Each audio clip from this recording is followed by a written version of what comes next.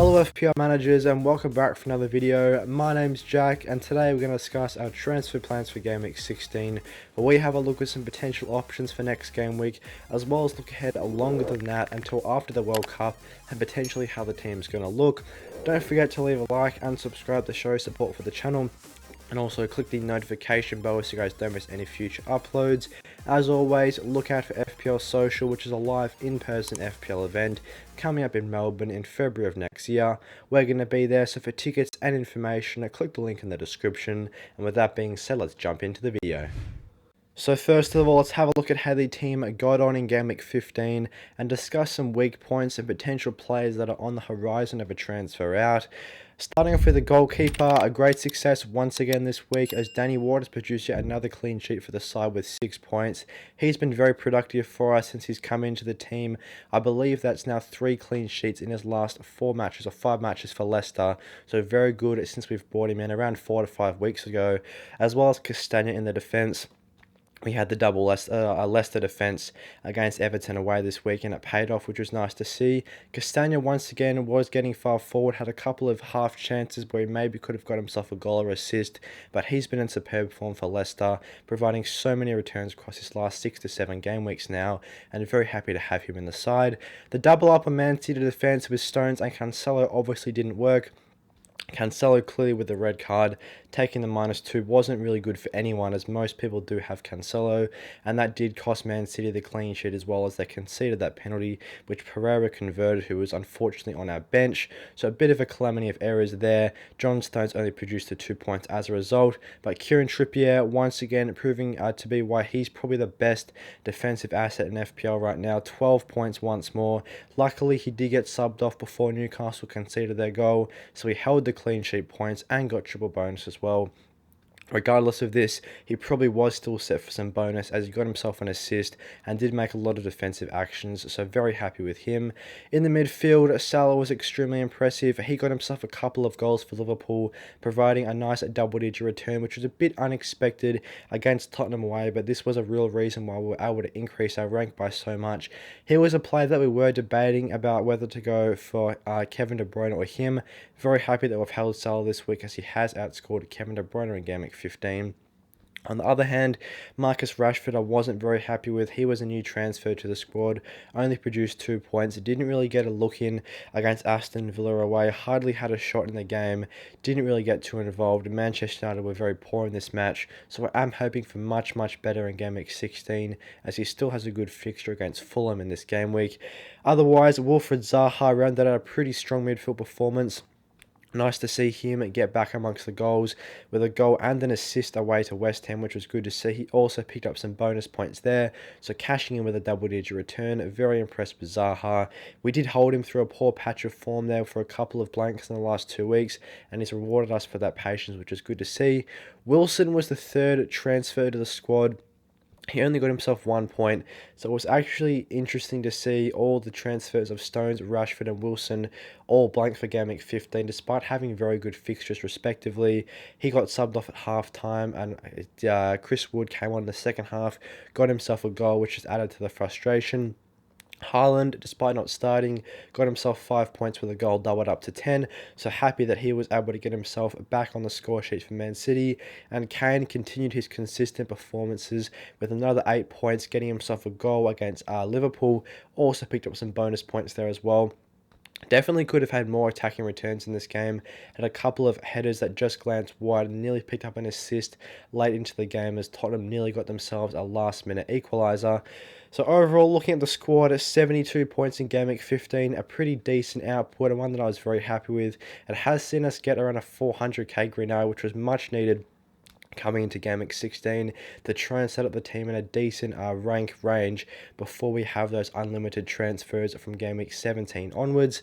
And quickly just looking at the bench, Patterson just got the 1 point for Everton, and Bailey and Andreas both returned on the bench for us once again. Bailey got himself an early goal for Aston Villa, and look to be playing in the striker position, actually, in a 4-4-2 formation for them in the Manchester United game. So definitely an interesting FPL asset from now onwards if he continues to play in striker, and Andreas did convert that penalty for Fulham. So let's have a look at some transfers and changes that we're looking to make ahead of game week 16. As you can see here, we've just got the one free transfer with only 0.1 left in the bank. It's not a massive amount to work with. The main concerns for the squad would be Callum Wilson. He obviously still has that illness concern, but I think he should be good to go. The only major concern was that he did play just the 45 minutes in game week 15, so that was something that we're a bit frustrated with.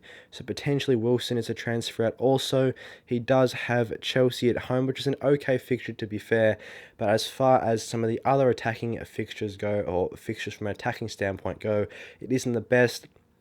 So if we get rid of him from the squad, there are a couple of decent forward options that we could look to bring in. Tony is back from suspension for Brentford.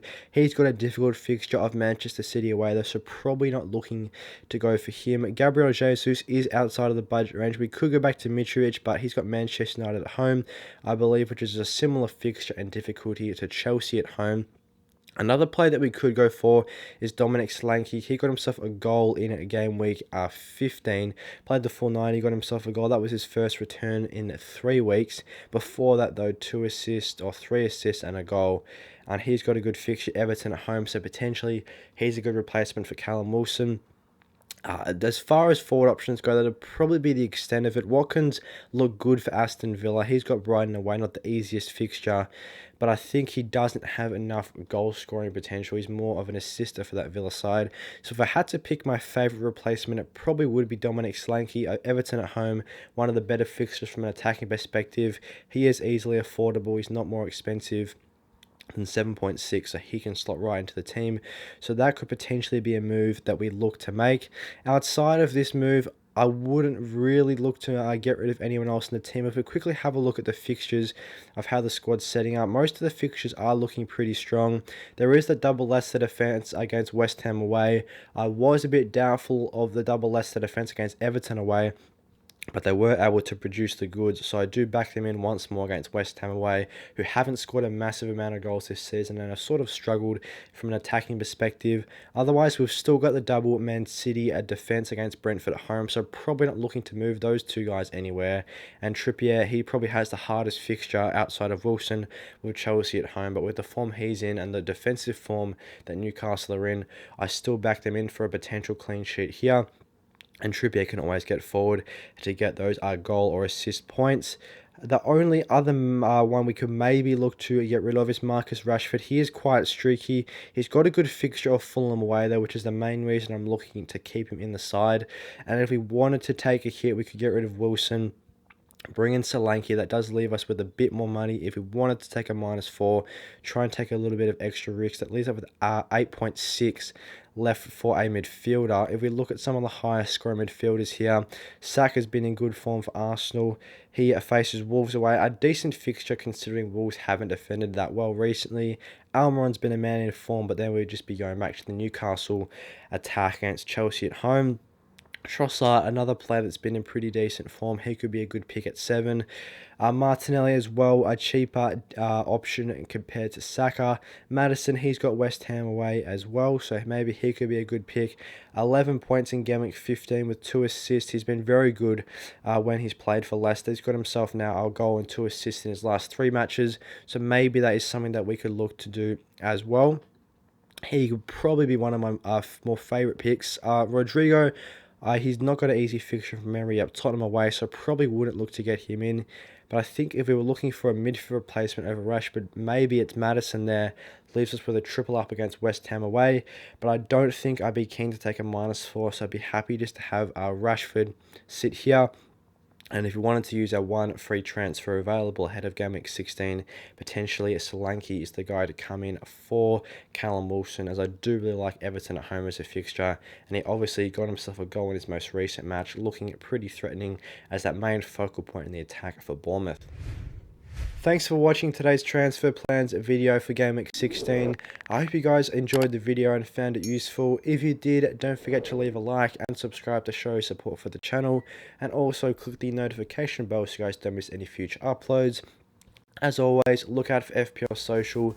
Tickets and information to that are in the description down below. And with that being said, I'll see you guys in the next one.